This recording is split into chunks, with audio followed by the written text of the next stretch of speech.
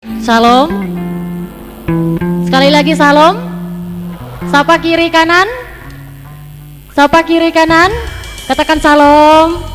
Puji nama Tuhan. Selamat datang kepada gereja-gereja sahabat, bahkan para tamu undangan, kepada Ketua DPC PWKI. Terima kasih sudah hadir dalam acara ibadah perayaan Natal Perkawan Immanuel Sintang. Terima kasih juga kepada Ketua Komisi yang juga sudah hadir, bahkan gereja-gereja sahabat juga, terima kasih. Baiklah, kita akan memulai rangkaian ibadah kita pada malam hari ini. Saya akan mengajak kita untuk bersatu teduh di tempat kita masing-masing. Mari tundukkan hati, tundukkan kepala kita di hadapan Tuhan. Kita akan mendengarkan pujian yang akan dibawakan oleh Ananda Jean. Saat teduh mulai.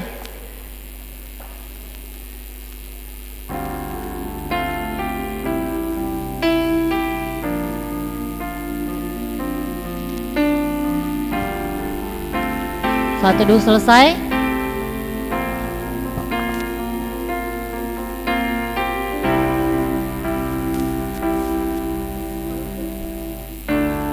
bayi kecil, miskin dan papa, padanya harapan dunia.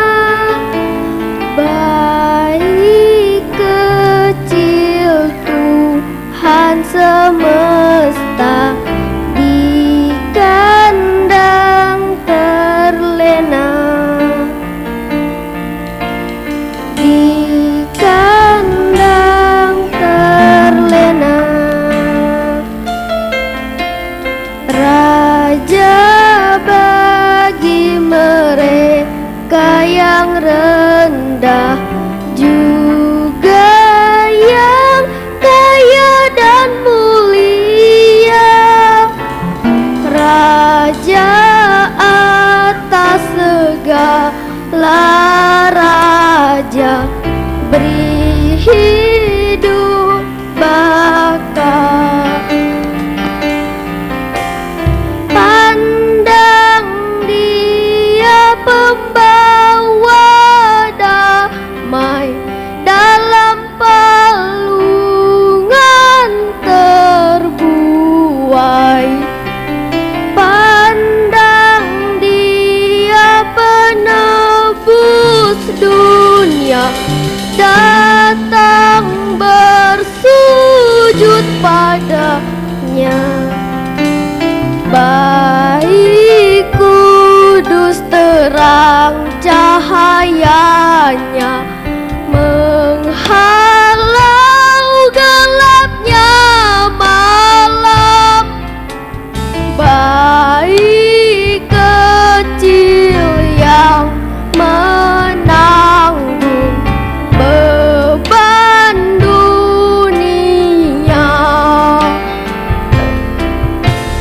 Pandang dia pembawa damai dalam palungan terbuai. Pandang dia penebus dunia, datang bersujud padanya. Bayi kudus terang cahayanya, menghalau gelapnya malam. Yesus Juru Selamat datang di Betlehem. Yesus Juru Selamat datang di Betlehem. Malam sunyi senyap, terkejutlah gembala, lihat cahaya besar dengan warta gemar.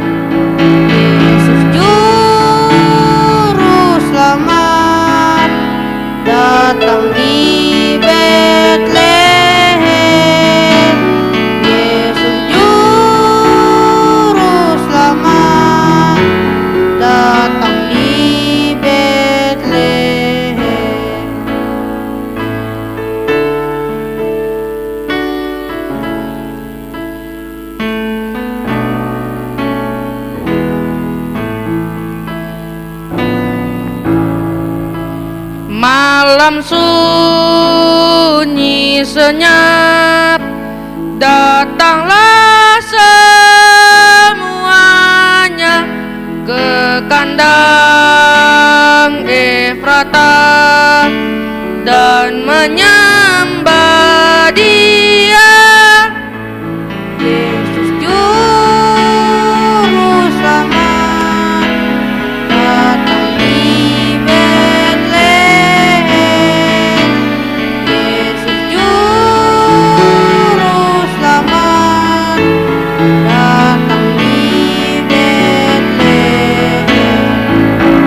Yesus Juru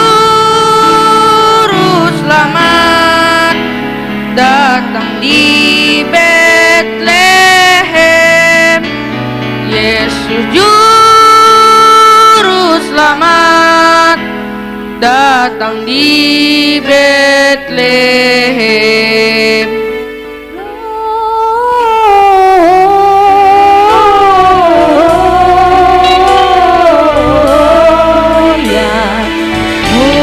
Muliakan Tuhan, Gloria.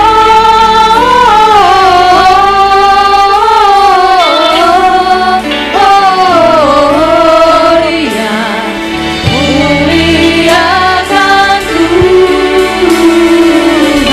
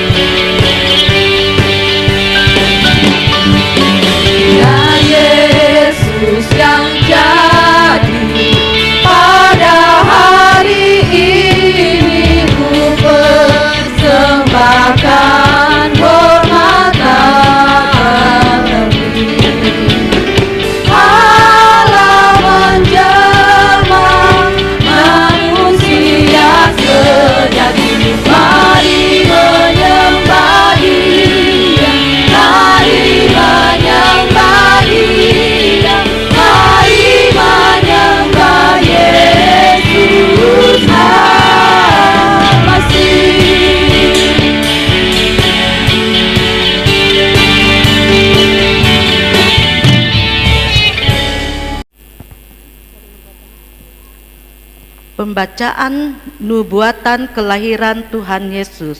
Yesaya pasal 9 ayat 1 sampai 6. Bangsa yang berjalan di dalam kegelapan telah melihat terang yang besar. Mereka yang diam di negeri kekelaman, atasnya terang telah bersinar. Engkau telah menimbulkan banyak sorak-sorak dan sukacita yang besar. Mereka telah bersukacita di hadapanmu, seperti sukacita di waktu panen, seperti orang bersorak-sorak di waktu membagi-bagi jarahan. Sebab kuk yang menekannya dan gandar yang di atas bahunya, serta tongkat si penindas telah kau patahkan seperti pada hari kekalahan Midian. Sebab setiap sepatu tentara yang berderap-derap dan setiap jubah yang berlumuran darah akan menjadi umpan api. Sebab seorang anak telah lahir untuk kita, seorang putra telah diberikan untuk kita, lambang pemerintahan ada di atas bahunya, dan namanya disebutkan orang Penasihat Ajaib, Allah yang perkasa, Bapa yang kekal, Raja damai. Besar kekuasaannya dan damai sejahtera tidak akan berkesudahan di atas tahta Daud dan di dalam kerajaannya, karena ia mendasarkan dan mengokohkannya dengan keadilan dan kebenaran dari sekarang sampai selama-lamanya. Kecemburuan Tuhan semesta alam akan melakukan hal ini. Penggenapan kelahiran Yesus Kristus. Matius pasal 1 ayat 18 sampai 25. Kelahiran Yesus Kristus adalah seperti berikut. Pada waktu Maria ibunya bertunangan dengan Yusuf, ternyata ia mengandung dari Roh Kudus sebelum mereka hidup sebagai suami istri. Karena Yusuf suaminya seorang yang tulus hati dan tidak mau mencemarkan nama istrinya di muka umum, ia bermaksud menceraikannya dengan diam-diam.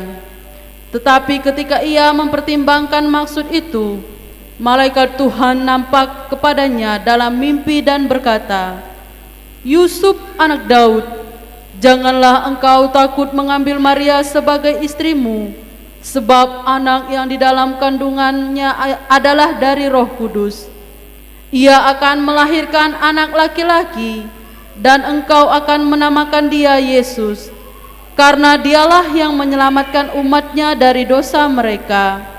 Hal itu terjadi supaya genaplah yang difirmankan Tuhan oleh Nabi. Sesungguhnya anak darah itu akan mengandung dan melahirkan seorang anak laki-laki, dan mereka akan menamakan dia Immanuel, yang berarti Allah menyertai kita. Sesudah bangun dari tidurnya, Yusuf pun berbuat seperti yang diperintahkan malaikat Tuhan itu kepadanya. Ia mengambil Maria sebagai istrinya, tetapi tidak bersetubuh dengan dia sampai ia melahirkan anaknya laki-laki, dan Yusuf menamakan dia Yesus. Demikian pembacaan nubuatan dan penggenapan kelahiran Tuhan Yesus. Tuhan, kami boleh membawakan kabar dan juga memberitakan kabar keselamatan yang Tuhan anugerahkan bagi dunia ini. Pada saat ini juga Tuhan, perkenankan juga kami untuk kami membawa persembahan kenan yang layak di hadapan Tuhan. Kami sangat bersyukur atas kasih kemurahan dan juga penebusan daripada Tuhan, serta kelahiran Yesus yang membawa keselamatan sebagai Raja damai dunia ini. Kami bersyukur, di dalam nama Tuhan Yesus kami berdoa dan menyerahkan waktu ini. Haleluya Tuhan, kami berdoa. Biarlah malak menyanyi, mulia bagi Raja, diri selamat atas bumi, anak Allah lahirlah. Kalian bangsa baik bersuka, ikut nyanyian di surga. Yesus anak Allah lahir, jadi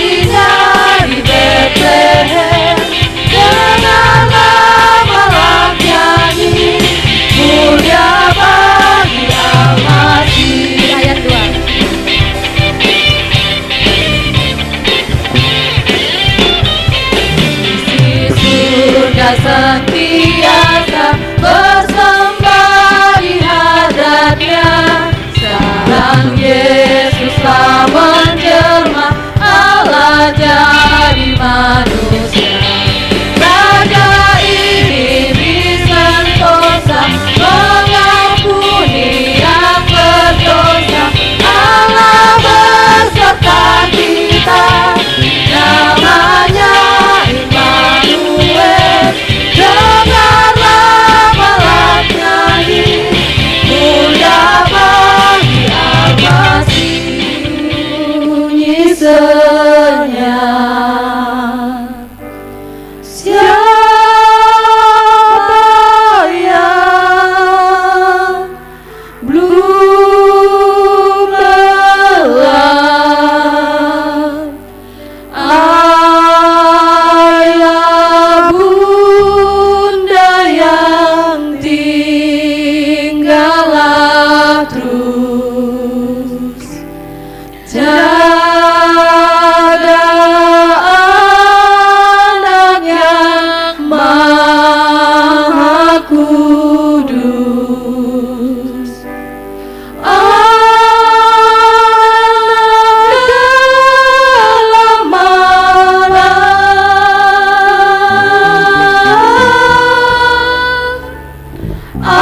anak di dalam malam. Hai, lihatlah. Hai, lihatlah, di Efrata terang besar turunlah.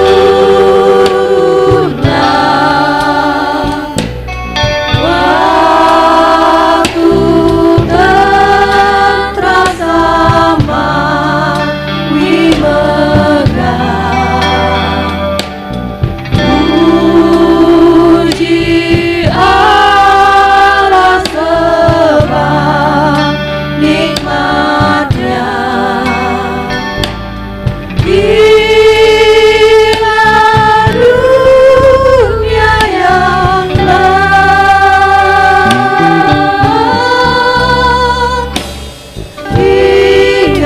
ingatlah dunia yang gelap. Ayat 3. Karena salah amat besar, patutlah bergema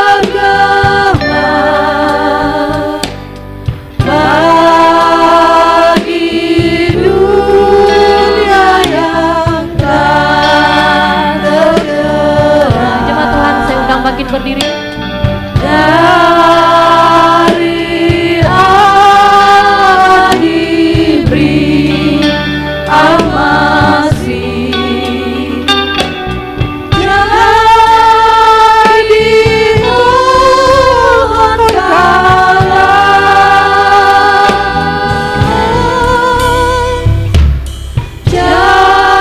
jadilah pohon kalah.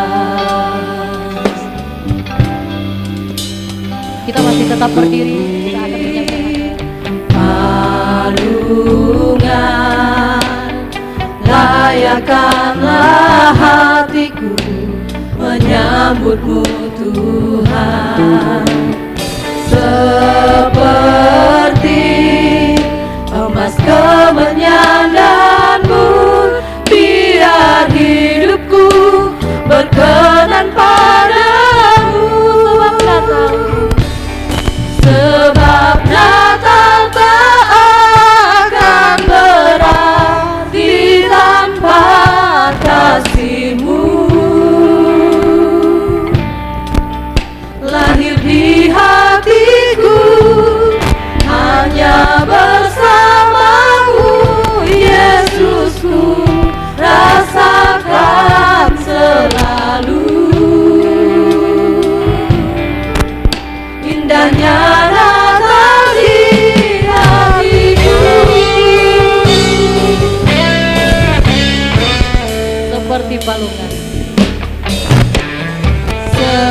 Seperti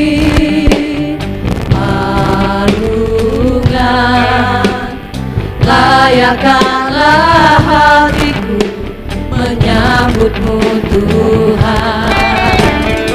Seperti emas kemenyandarmu, biar hidupku berkenan padamu sempurnakan. Sebab Natal tak akan berarti tanpa kasih-Mu. Lahir di hatiku hanya bersamamu, Yesusku, rasakan selalu. Indahnya Natal di hatiku. Bersama paduan suara, bersama paduan suara, sudah ku bernyanyi kemuliaan di tempat maha tinggi, dan damai sejahtera di antara manusia yang hidupnya mengenang kepadamu semuanya.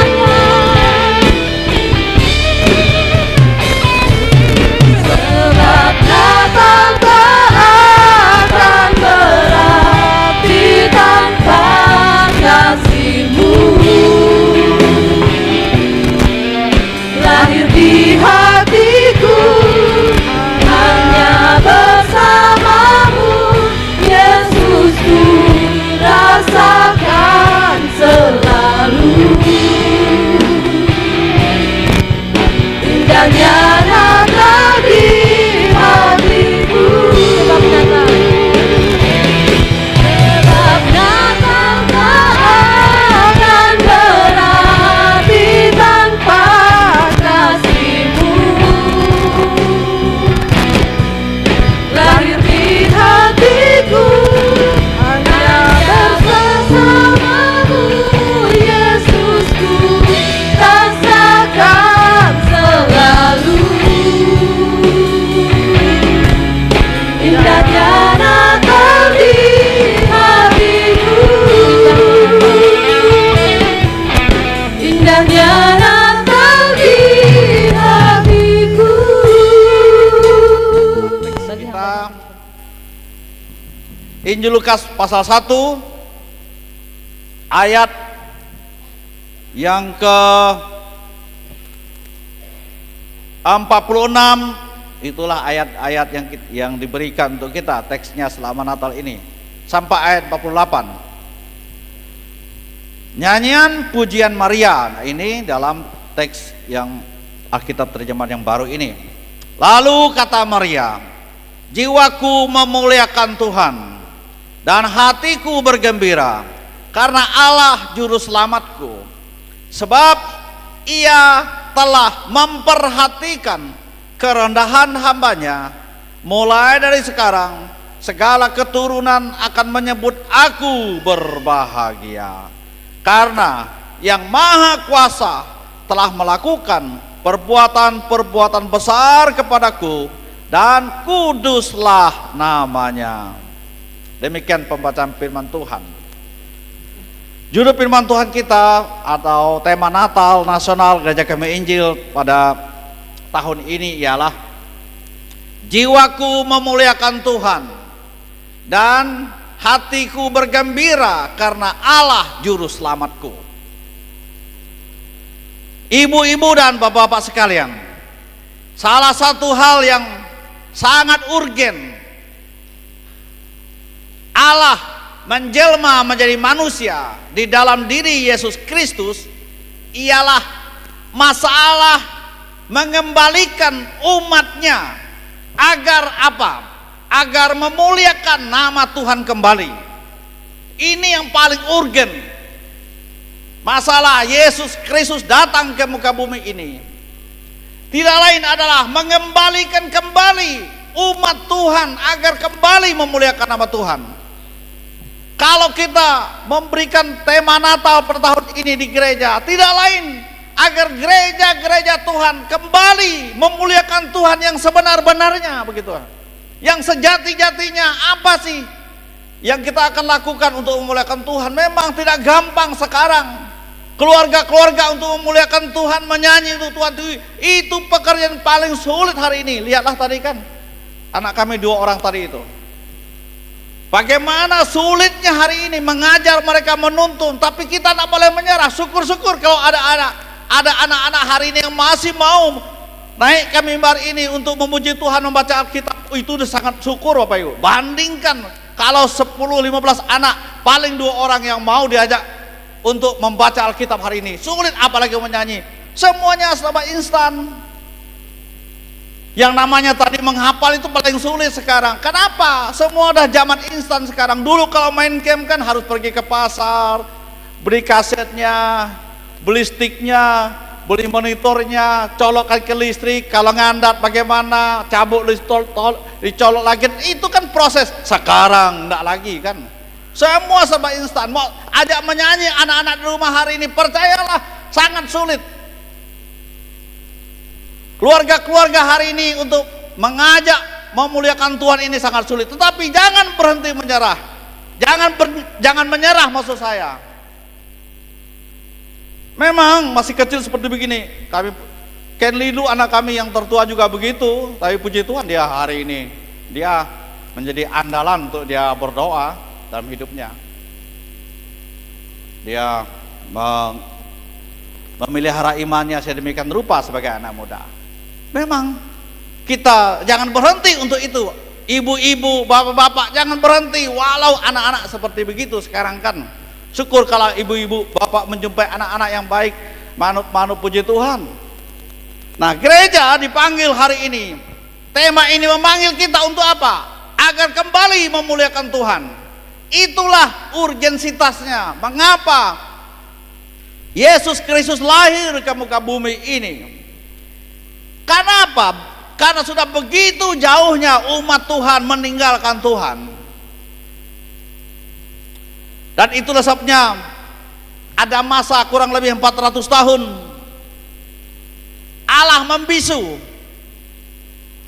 Dari masa melayaki sampai kepada lahirnya Yohanes Pembaptis, itu kurang lebih 400 tahun masa kesunyian. Masa Allah membisu, Allah menyelubung dirinya untuk tidak lagi menjumpai manusia, baik melalui para nabi, baik melalui firman-firmannya, baik melalui para imam-imamnya. Allah menyelubungkan dirinya. Tidak lagi ada firman, tidak ada lagi pengajaran-pengajaran, berita-berita yang dari Allah. Pada masa itu adalah masa kesunyian. Dan di masa yang sunyi itulah, di masa Allah membisu itu, umat manusia betul-betul hidup penuh dengan kejahatan. Betul-betul mereka jauh dari Tuhan. Salah satu contohnya pada zaman itu Raja Herodes Agung, bukan? Pada zamannya itu, sebelum dan pada waktu Yohanes Pembaptis lahir, dia mempunyai 10 istri. Salah satunya di antaranya dihukum mati, dibunuh tanpa sebab. Dan akan tetapi Bapak Ibu, ibu-ibu bapak sekalian, meskipun manusia umumnya pada waktu itu begitu jahat dan penuh kegelapan, akan tetapi ada satu keluarga yang setia dan taat kepada Allah, yaitu keluarga Imam Sakaria dan Elizabeth istrinya. Itulah keluarga yang setia. Kemudian dari Elizabeth, ia mempunyai saudara sepupu, yaitu namanya Maria. Singkatnya, Allah memakai Maria untuk menjadi alat dalam rancangan keselamatan atas manusia. Oleh karena itu, ia mengutus malaikat Gabriel datang kepada Maria dan berkata, pasal 1 ayat 28, "Salam hai engkau yang dikaruniai, Tuhan menyertai engkau." Jadi dari ayat ini juga kita memahami, ibu-ibu dan bapak-bapak sekalian, bahwa kalau seseorang yang dikaruniai oleh Tuhan, pasti seseorang itu akan disertai oleh Tuhan gitu. Kalau ibu-ibu yang dikaruniai oleh Tuhan, pasti ada tangan Tuhan yang menyertainya gitu.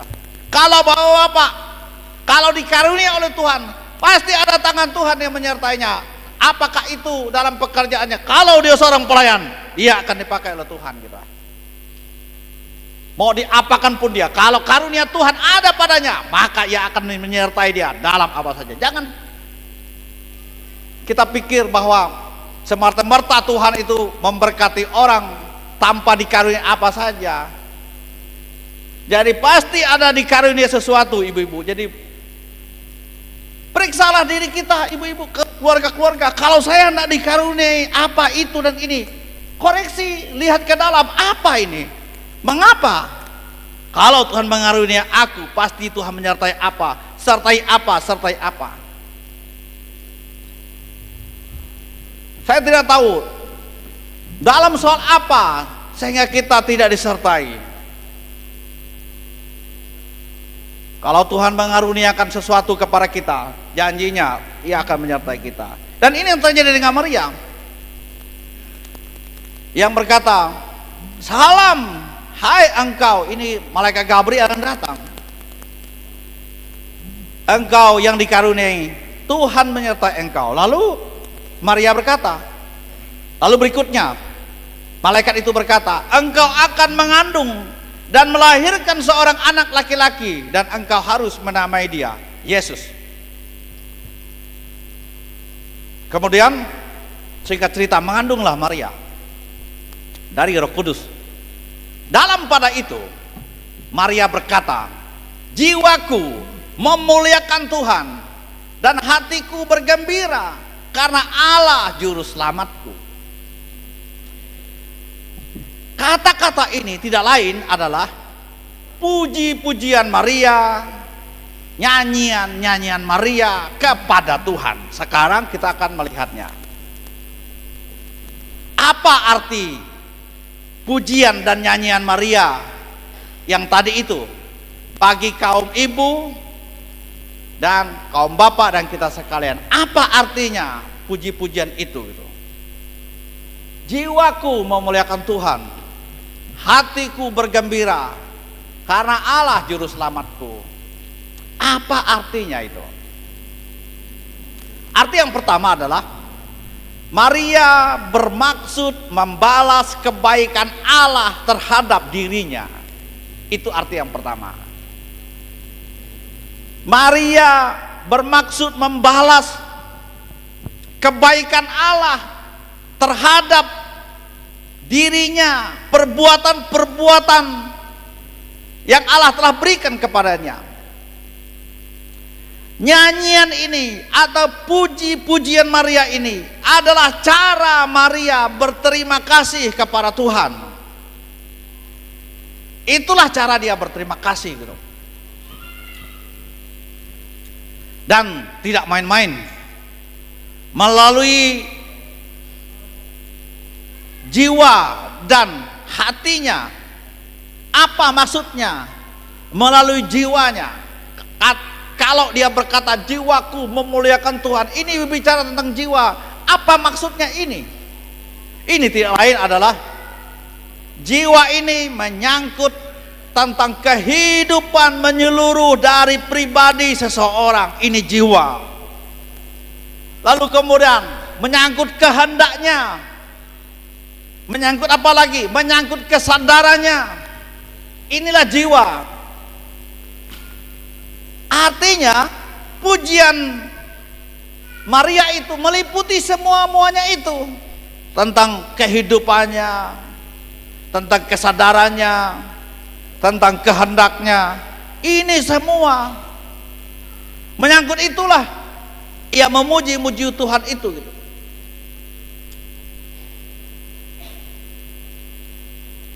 Bagi Maria melakukan hal-hal yang itu tadi, memuji Tuhan, memuliakan Tuhan itu melalui jiwa, melalui hatinya, itu tidak menjadi kesulitan. Tidak ada yang sulit bagi Maria. Mengapa? Karena Maria mempercayai Allah dan tunduk kepada kehendaknya. Itu bagi Maria ini tidak sulit. Jadi kalau memuliakan Tuhan, melakukan dari hatinya bergembira karena Tuhan, itu tidak sulit ibu-ibu dan bapak sekalian. Karena apa? Ini tadi masalahnya. Karena Maria telah mempercayai Tuhan dan tunduk kepada kehendak-kehendaknya. Kalau seseorang ibu-ibu sekalian sudah melakukan kehendak Tuhan, melakukan kehendak-kehendaknya, tunduk kepadanya, apa yang sulit kalau diminta untuk melayani Tuhan? Kan? Apa yang sulitnya? Diminta untuk apapun, untuk pekerjaan Tuhan, apa yang sulitnya? Diminta untuk berdoa, apa yang sulitnya? Diminta untuk mempersembahkan diri kepada Tuhan, apa yang sulitnya? Kalau kita ibu-ibu sudah menundukkan diri di hadapan Tuhan, apa yang sulit dalam rumah tangga untuk berbicara yang baik, untuk berlaku sopan, apa yang sulit? Untuk menasihati dengan cara yang baik, ibu-ibu menegur suami dengan baik, apa yang sulit? Karena di dalam diri sudah tunduk kepada Tuhan, melakukan kehendak Tuhan, apa yang sulit dengan kata-kata itu? Bukan. Hanya masalahnya kalau di dalam diri kita tidak melakukan ini, maka yang keluar dalam keluarga kita jadi apa kan itu. Nah, karena itu ibu-ibu, menjadi ibu-ibu ini dalam zaman sekarang ini memang sangat sulit, juga serba sulit. Zaman media sosial ini, jangan ibu-ibu di rumah berpikir bahwa ibu-ibu ngomel terus, lalu kemudian suami itu akan tahan terus. Oh, jangan ibu-ibu, jangan pikir bahwa dengan ngomel itu akan dipertahankan 5 tahun, 10 tahun akan terus ngomel seperti itu, atau berbicara yang tidak sopan, tidak pantas, apapun namanya. Ibu-ibu lalu senang melihat suami terus ada di rumah. Oh, jangan. Ibu-ibu jangan pikir bahwa di sana suami-suami ibu-ibu itu tidak menyumpai seorang gadis, seorang perempuan yang lebih sopan dan santun daripada yang ada di rumah. Dia akan pergi kemana-mana, kemudian dia akan menjumpai seorang perempuan, seorang wanita yang lebih halus omongannya, yang lebih santun sikapnya. Dan kalau itu terjadi, ia tidak menjumpainya di rumah, maka dia pergi ke tempat lain. Mau salah siapa? Sering kali kita yang salah. Dan sebaliknya juga bagi suami-suami kan, karena terlalu mengekang dan terlalu kasar dan terlalu apapun di rumah kekerasan yang mungkin terjadi, baik itu melalui kata-kata dan tindakan. Jangan pikir bahwa ibu-ibu ini, wanita-wanita ini tidak menjumpai laki-laki yang di sana yang lebih halus sikapnya. Dan kalau itu terjadi, dia akan menjumpai di sana dan aku tak menemukannya di rumah. Nah, jadi tidak gampang, tidak sulit maksud saya untuk melakukan hal-hal itu bagi Maria. Karena apa? Karena di dalam dirinya ia sudah mempercayai Allah dan tunduk kepada kehendaknya. Bagi Maria, betapa besar kasih dan perhatian Allah terhadap dirinya. Itulah sebabnya ia berkata, sebab ia telah memperhatikan kerendahan hambanya. Ia telah memperhatikan kerendahan hambanya. Siapa? Ia menunjuk kepada dirinya. Pernyataan Maria ini merupakan sesuatu yang wajar, Bapak Ibu. Kalau ia berkata kerendahan hambanya, ini wajar, karena memang itulah cara manusia memandang manusia pada zaman itu. Dan pada zaman sekarang juga orang-orang direndahkan. Kalau kalimat ini, kata-kata ini diungkapkan melalui isi hatinya, itu wajar. Karena Maria adalah seorang wanita yang biasa saja, bukan seorang wanita yang menyandang putri raja yang patut dihargai oleh karena kedudukannya. Dia bukan seorang wanita yang terhormat oleh karena kaya dan segala kelimpahannya, bukan. Akan tetapi berikutnya ia berkata, ayat 48, mulai sekarang segala keturunan akan menyebut aku berbahagia. Mulai sekarang katanya, segala keturunan akan menyebut aku berbahagia. Itu tadi, karena Allah sudah memperhatikan keadaannya, kerendahan seorang hambanya. Betapa banyak kebaikan Tuhan, ibu bapak sekalian, yang Tuhan telah berikan kepada kita hari ini. Bagaimana kita mengartikannya dalam hidup kita. Jadi melalui puji-pujian Maria ini, kita bisa mengambil pelajaran dan memberikan pengertian dari kata dan pujiannya kepada Tuhan. Tidak lain adalah Maria bermaksud membalas kebaikan Allah terhadap dirinya. Dan yang kedua, yang terakhir, ialah Maria ingin menyampaikan bahwa perbuatan besar Allah kepada Maria adalah untuk memuliakan Allah. Itu yang kedua. Jadi perbuatan besar Allah yang diberikan kepadanya, sebaliknya untuk apa? Untuk Maria memuliakan Tuhan. Itu dia. Segala kebaikan-kebaikan Allah yang diberikan kepada kita, gunanya tidak lain adalah agar kita kembali memuliakan Allah. Ada maksud dan tujuan Tuhan di balik perbuatan-perbuatan besar yang Maria terima dan yang kita terima. Dengan maksud apa, Bapak Ibu sekalian? Agar Maria menjadi saksi bagi kaum wanita dan bagi manusia umumnya, bahwa Allah dalam ruang dan waktu selalu bermaksud dan berkehendak. Jadi Allah ingin menunjukkan perbuatan besar, bukan saja mengandung dari Roh Kudus kalau konteks kita hari ini, tetapi setelah lahir Allah menyelamatkan bayi Yesus Kristus dari genosida Herodes akibat hatinya yang penuh kejahatan itu. Jadi perbuatan-perbuatan besar Allah bukan saja Maria mengandung dari Roh Kudus, tetapi setelah bayi Yesus Kristus lahir, ia menyelamatkan bayi itu dari proses genosida yang dilakukan oleh Herodes yang jahat itu. Itu perbuatan besar. Ibu-ibu sekalian pun, untuk mengalami perbuatan-perbuatan besar tidak harus sama seperti Maria, tapi banyak perbuatan-perbuatan besar yang telah Allah lakukan kepada kita hari ini melalui keluarga rumah tangga kita. Bersyukurlah kepada Tuhan Yesus Kristus. Kalau kita masih hari ini masih diberikan suatu kesehatan, kekuatan, umur panjang, bersyukurlah kepada Tuhan. Kalau juga Tuhan telah memberkati gereja-gerejanya, jemaat-jemaatnya, bersyukurlah kepada Tuhan. Kalau juga Bapak Ibu-ibu menjumpai seorang pelayan-pelayan yang bersuara tegak lurus memberitakan firman Tuhan dalam hidup, bersyukurlah masih ada yang menyampaikan seperti itu, bukan? Berterima kasih kepada Tuhan. Karena bila saatnya tiba, mungkin masa kesunyian akan terjadi juga dalam suatu tempat dan suatu gereja Tuhan. Jadi penyelamatan yang besar dari Allah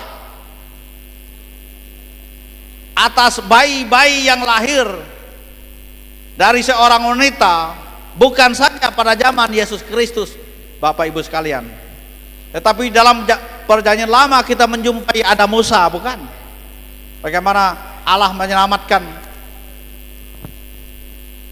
Musa, bayi Musa ini dari pembunuhan, dari genosidanya oleh Firaun. Bukan saja perjanjian baru, tapi perjanjian lama juga sudah dilakukan. Dan bukan itu saja, Allah juga menyelamatkan seorang Yusuf yang pada waktu masa kanak-kanaknya dibuang, dilemparkan oleh saudaranya ke sumur tua. Dan apa yang terjadi? Waktu itu dia berusia belasan tahun, karena ia menceritakan mimpi-mimpinya kepada saudara-saudaranya. Akhirnya saudaranya menjadi benci kepada dia, kepada Yusuf, karena ada visi yang Allah berikan kepada dia, mimpi-mimpi yang Allah berikan kepadanya untuk menjadi apa di masa akan datang, menceritakan kepada orang lain. Rupanya tidak semua orang senang Bapak Ibu kalau seseorang mau maju. Ini kan kemajuan. Yusuf ini dirancangkan oleh Tuhan untuk menjadi seorang yang maju sangat pesat. Rupanya tidak disenangi, tidak semua orang senang. Tapi apa yang terjadi? Allah berdaulat. Segala tujuan-tujuan Allah tidak bisa dibatasi dan dihalangi oleh seorang apapun manusia. Jika Allah sudah berkenan kepadanya, Allah pasti tiba saatnya, proses berjalan, Allah akan tunjukkan bahwa rancangannya digenapi. 15 tahun kemudian mimpi Yusuf menjadi kenyataan, kan? Berkas gandum yang tadinya 10 itu tunduk kepada berkas gandumnya Yusuf ternyata benar. Akhirnya saudara-saudaranya bila tiba saatnya tunduk dan menyembah, menundukkan kepalanya di hadapan Yusuf. Jadi Tuhan menyelamatkan bayi-bayi itu bukan saja dalam perjanjian baru, tetapi dalam perjanjian lama sudah terlaksana dan ia menggenapinya. Jadi selalu saja ada maksud dan rencana Allah untuk sesuatu, untuk bayi yang diperkenan di kemudian hari. Ada saja rencana Tuhan di sana. Jadi perbuatan-perbuatan besar kepada ibu-ibu tidak harus sama seperti Maria. Saya ulangi lagi, cara dan bentuknya berbeda, tetapi maksud dan tujuannya sama, yaitu agar ibu-ibu dapat melakukan, dipakai oleh Allah untuk melakukan perbuatan-perbuatan besar Tuhan Allah dalam hidup kita, dan ibu-ibu kita sekalian memuliakan nama Tuhan. Demikian firman Tuhan. Mari kita berdoa. Bapa di sorga, In excelsis Deo, Gloria, Gloria, Haleluya, terpuji namamu. Selamat datang Rajaku, Kau penebus dosa-dosa manusia. Gloria, Gloria, Haleluya, in excelsis Deo, Gloria, Gloria, Haleluya, terpuji namamu. Terima kasih Allahku, Kau telah datang Untuk tebus dosa dunia.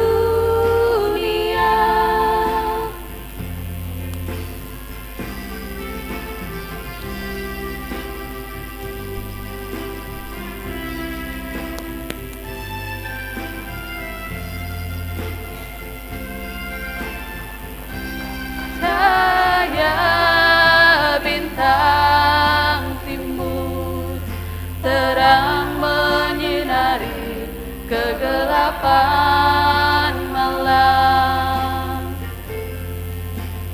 Kaum gembala di padang rumput dapat kabar sukacita.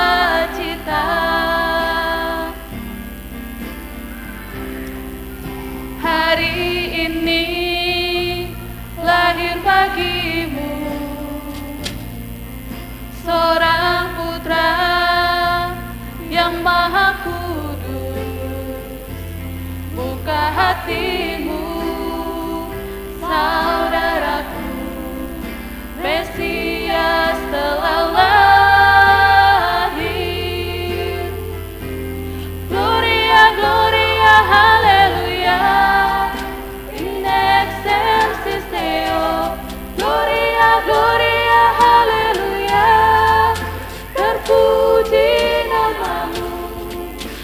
Selamat datang Rajaku, Kau penebus dosa-dosa manusia. Gloria, Gloria, Haleluya, in excelsis Deo.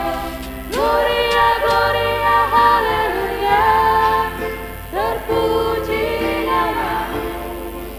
Terima kasih Allahku, Kau telah datang. Tebus dosa dunia. Gloria, Gloria, Haleluya, in excelsis Deo. Gloria, Gloria, Haleluya, terpuji namamu. Selamat datang Rajaku, Kau penebus dosa-dosa manusia. Gloria, Gloria, Haleluya, in excelsis Deo. Gloria, Gloria, Haleluya, terpuji namamu. Terima kasih Allahku, Kau telah datang. Tebus dosa dunia. Terima kasih Allahku, Kau telah datang. Tebus dosa dunia.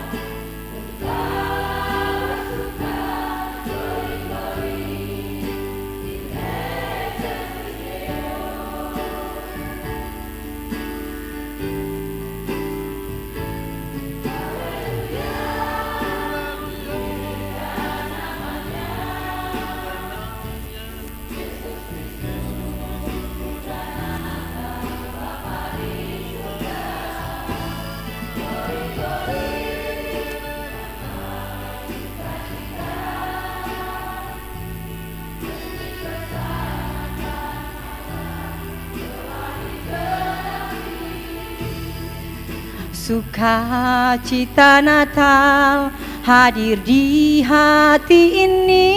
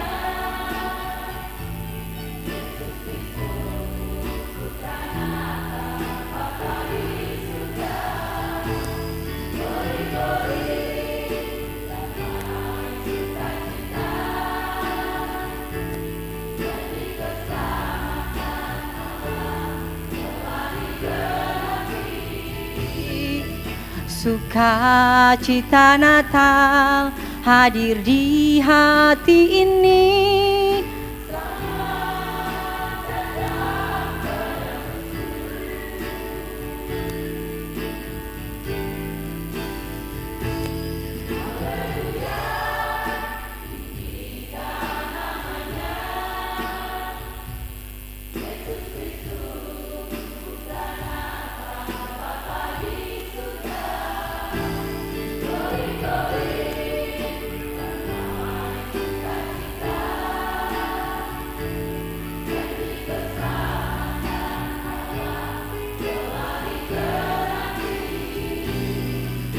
Sukacita Natal hadir di hati ini.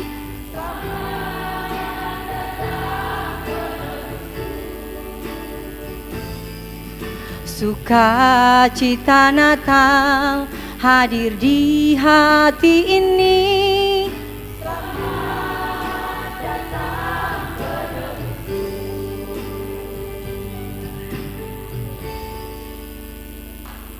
Shalom.